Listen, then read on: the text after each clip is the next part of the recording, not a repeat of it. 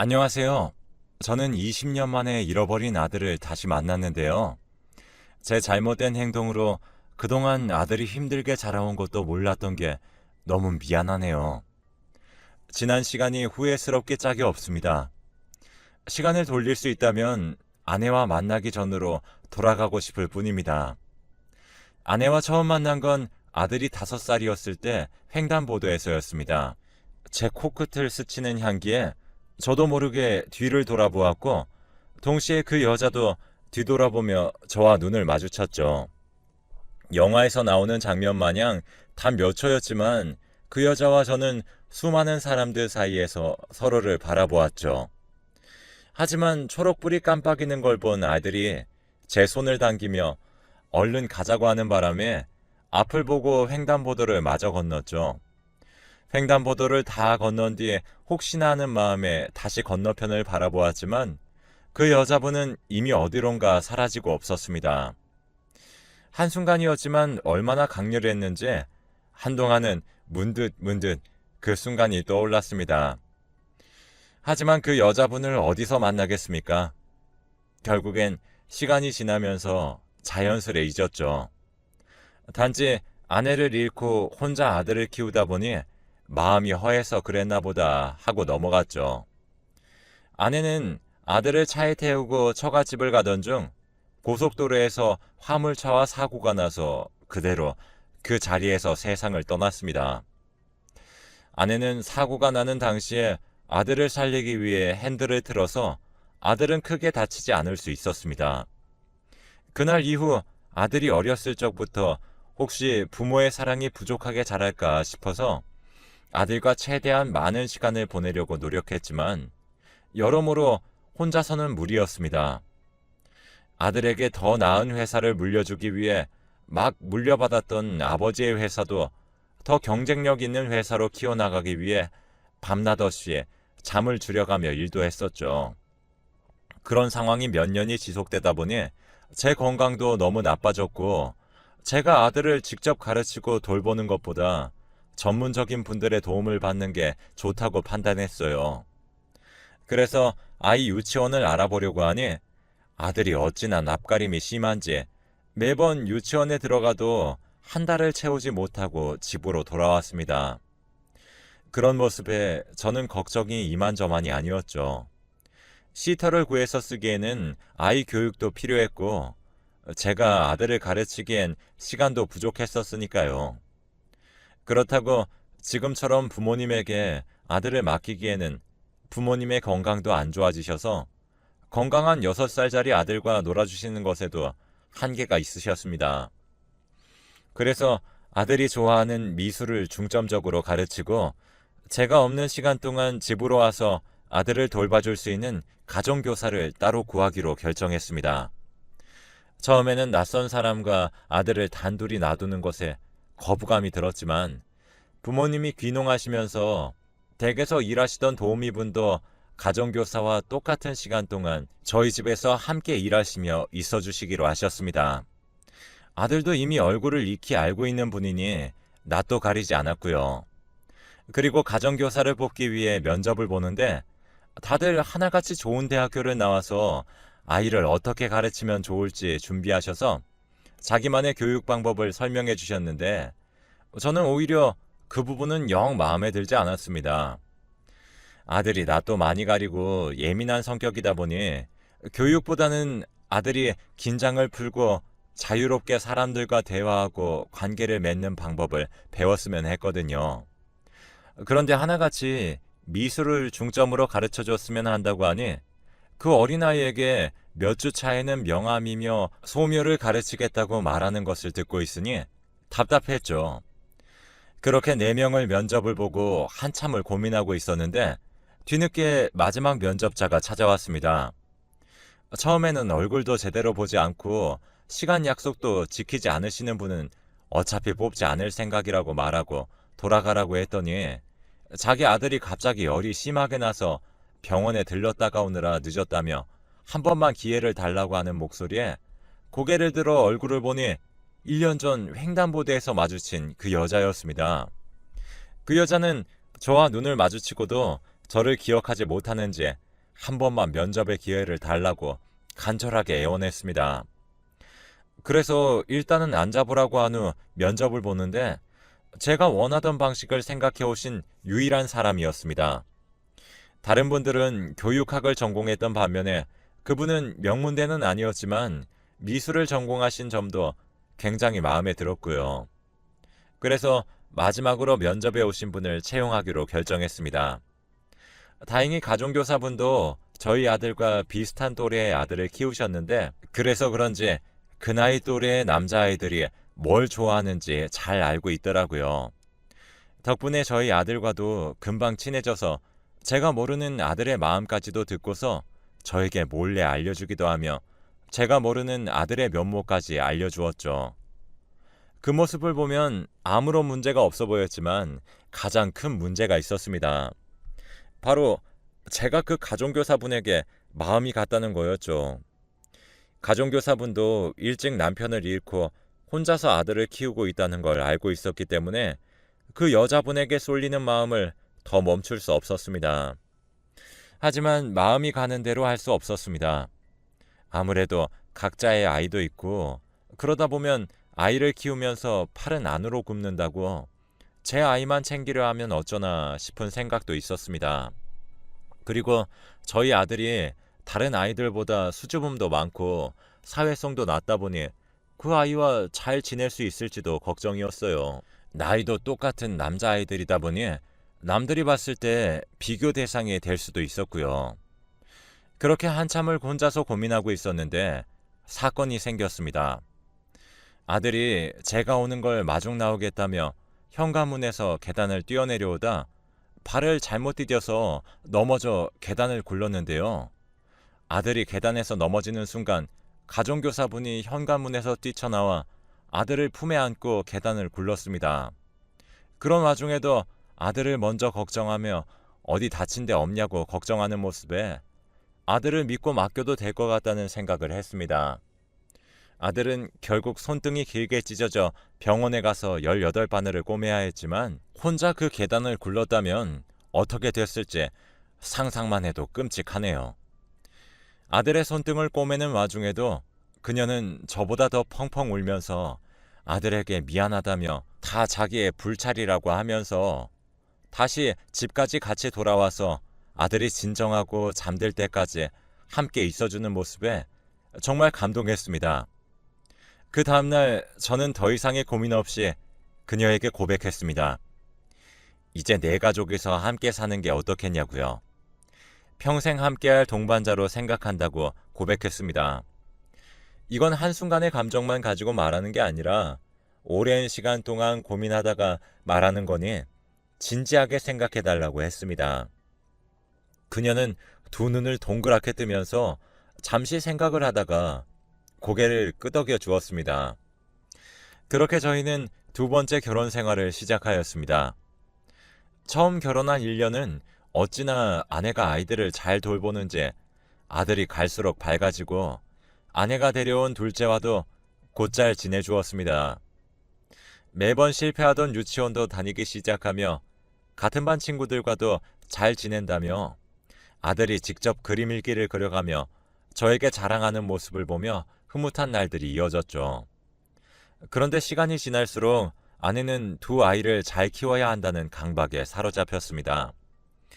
초등학교에 들어가기 직전이 되자 아들들에게 과외교사를 붙여가며 공부를 시키며 아이들 진학 문제에 심하게 집착했습니다. 왜 이렇게 쉬운 문제를 틀리는 거야? 이건 제대로 공부를 안 했다는 뜻 아니야? 틀린 거 답지 보지 말고 오답풀이 다 해야 잘 수 있을 줄 알아? 이렇게 공부해서 어떻게 초등학교 들어가면 다른 아이들보다 뛰어날 수 있겠니? 너네는 보통으로는 안 돼. 남들보다 더 잘해야 훌륭한 사람이 될 수 있어. 지금 너희 나이에 중학교 과정까지 다 끝낸 친구들이 수두룩이야. 울지 말고 얼른 공부해. 운다고 해결되는 건 아무것도 없어. 방 밖으로 넘어들리는 소리에 저도 어린 아이들에게 너무 심하다는 생각이 들었습니다. 아직 초등학교도 들어가기 전인데 이미 곱셈 나눗셈은 기본이고 영어며 수학이며 이미 초등학교 5학년 과정을 밟고 있다는 이야기에 깜짝 놀랐습니다.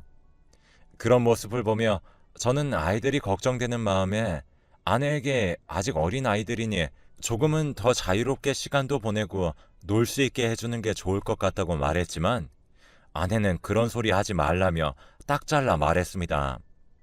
아내는 가난한 가정 환경에서 자란 탓인지 배우고 싶어도 제대로 배우지 못한 아쉬움이 남아있다며 지금은 힘들다고 하겠지만 나중엔 다 고마워할 거라고 했습니다. 하지만 저는 오히려 그 반대 상황이었습니다. 아버지가 어릴 적부터 회사를 물려받으려면 열심히 공부해야 한다면서 많이 나무라셨는데 아직도 어렸을 적을 추억하면 아버지와 놀면서 즐겁게 보낸 시간보다 공부한 기억이 더 많아서 아쉬움이 남았거든요. 아내는 제 이야기에 반박을 하며 나중에 당신 회사를 물려받아야 하는데 그럼 지금부터 열심히 공부시키고 남들보다 앞서 나가는 게 맞다고 했지만 저도 이번만큼은 물러서지 않았습니다.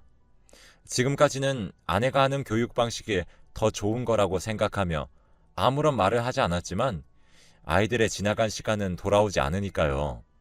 그 시절을 이렇게 허무하게 보내는 것이 안타까웠다고 했습니다.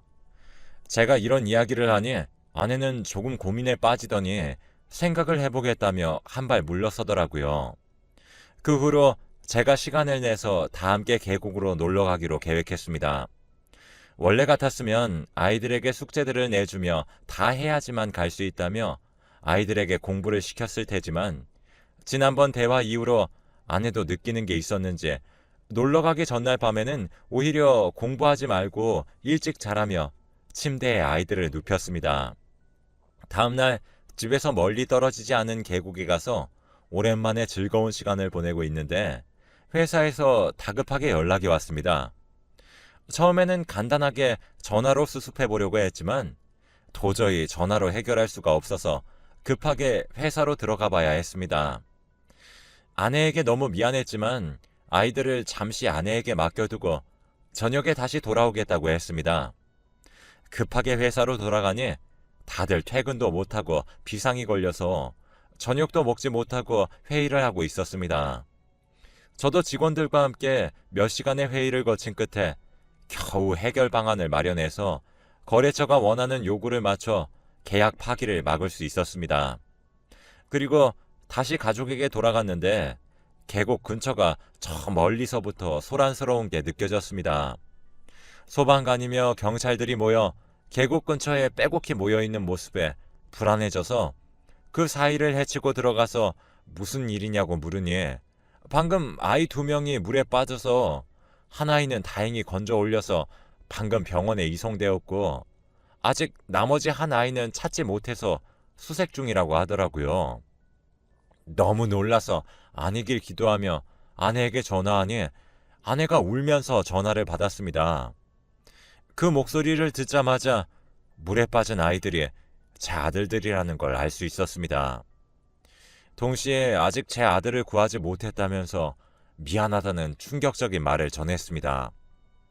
심장이 철렁 내려앉았었지만 그래도 사람이 이렇게 많으니 찾을 수 있을 거라는 희망을 붙잡고 다음날 동이 틀 때까지 반경을 넓혀가며 수색했지만 결국 아들은 찾을 수 없었습니다. 저는 반송장이 된 채로 소방관과 경찰관들이 모두 이제 그만하시라며 저를 말렸지만 모두 철수한 후에도 혼자서 온몸이 물에 퉁퉁 부을 때까지 계곡의 가장 밑에서부터 위에까지 샅샅이 찾아보았지만 아들을 찾을 수 없었습니다. 시신도 찾지 못했으니 혹시나 누군가 아들을 건져 올린 게 아닐까 하는 생각에 전단지도 만들어 그 부근에 모두 뿌렸지만 아들을 보았다는 이야기도 들을 수 없었어요.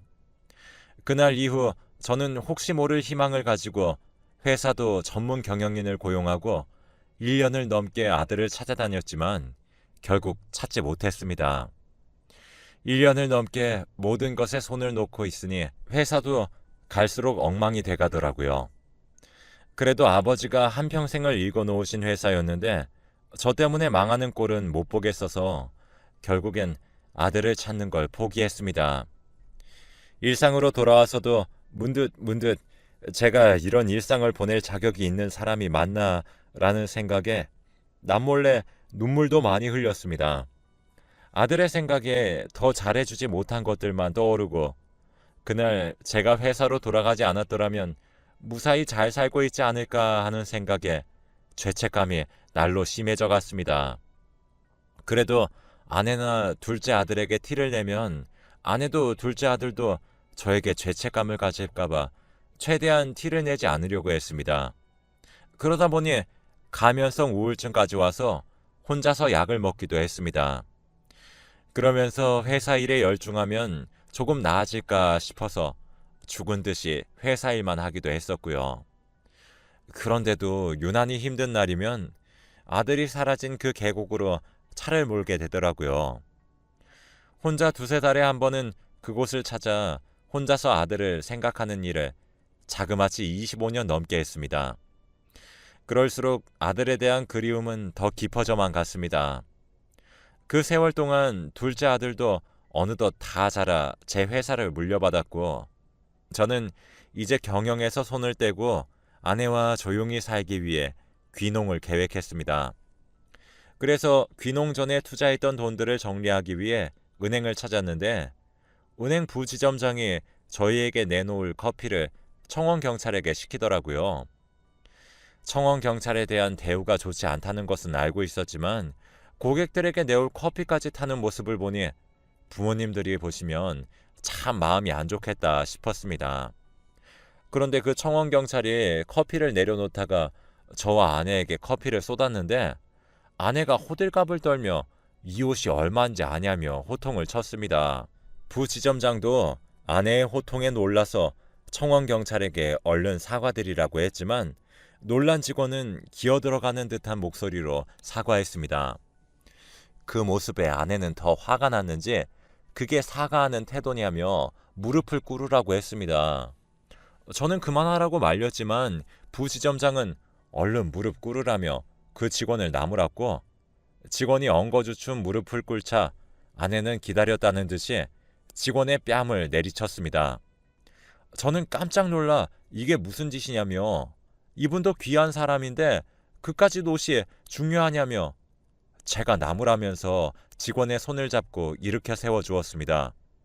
그리고 떨어진 모자도 주워 손에 쥐어주는데 예전에 제 아들과 같이 왼쪽 손등에 길게 난 상처를 보고 저도 모르게 아들의 이름을 부르면서 손을 꼭 잡았습니다. 그러자 그 직원은 당황하며 자기는 그런 이름이 아니라며 자기 이름표를 가리키며 자신을 소개했습니다. 그런데 그 얼굴을 보니 제 젊을 적 얼굴과 똑 닮아 있는 겁니다.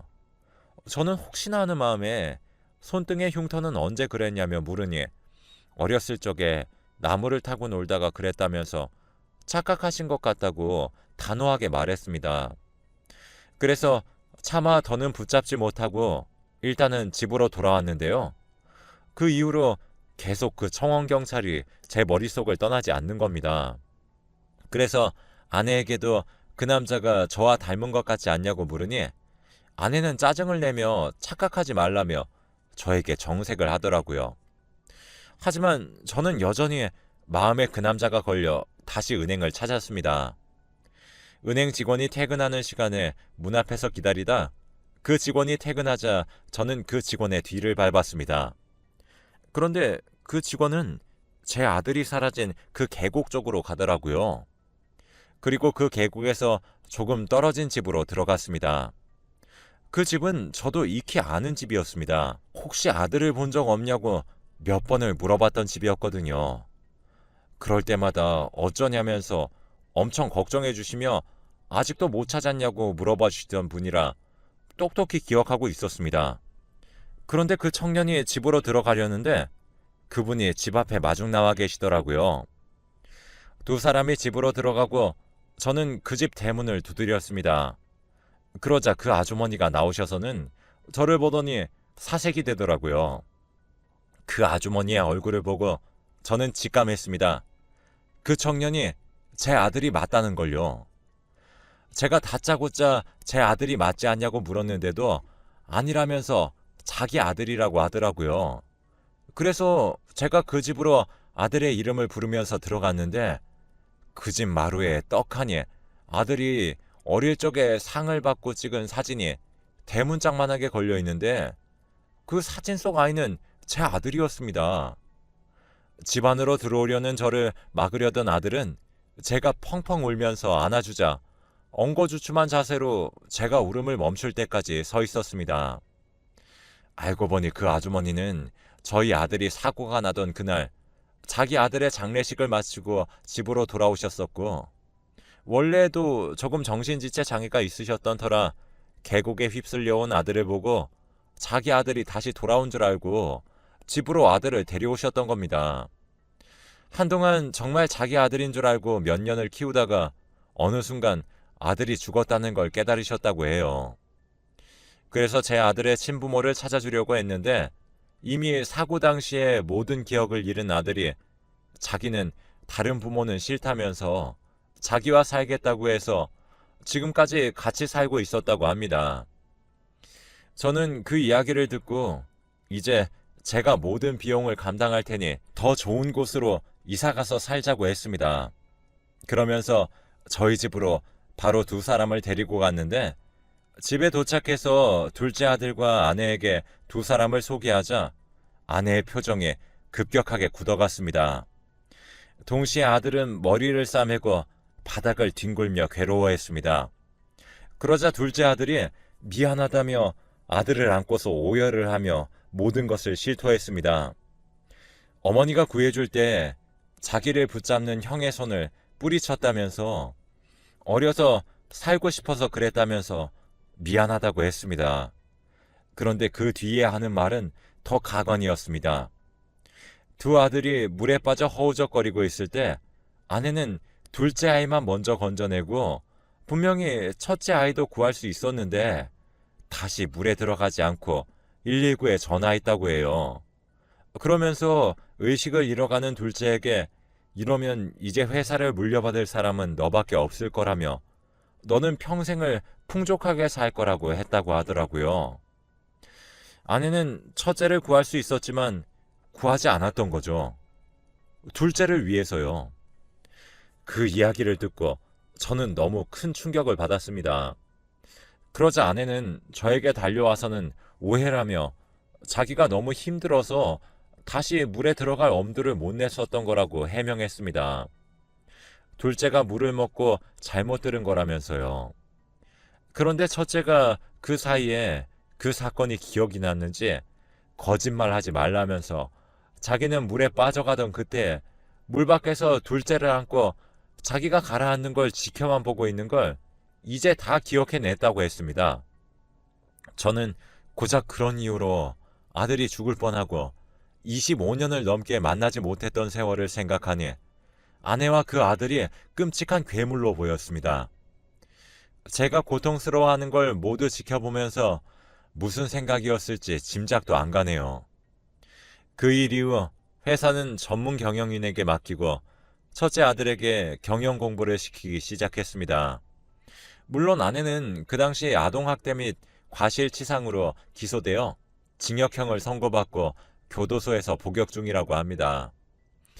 그 아들은 회사에서 쫓겨났고 소문이 흉흉하게 다 퍼져서 어디서든 받아주지도 않고 새로 사업을 시작하려고 해도 돈도 없고 아무도 투자해주지 않으려고 해서 그렇게 그 여자가 바라던 풍족한 삶은 꿈꾸지 못하게 됐다고 하네요. 그리고 아들과 그동안 아들을 보살펴 주신 분은 집에 모셔와서 함께 살고 있습니다. 아주머니가 처음에는 미웠지만 일부러 그러신 것도 아니고 조금 정신적으로 아프셔서 그런 거니 이해하고 넘어가기로 했습니다. 덕분에 그동안 아들이 어떻게 살아왔는지 이야기 듣는 재미로 살아가고 있네요. 여러분도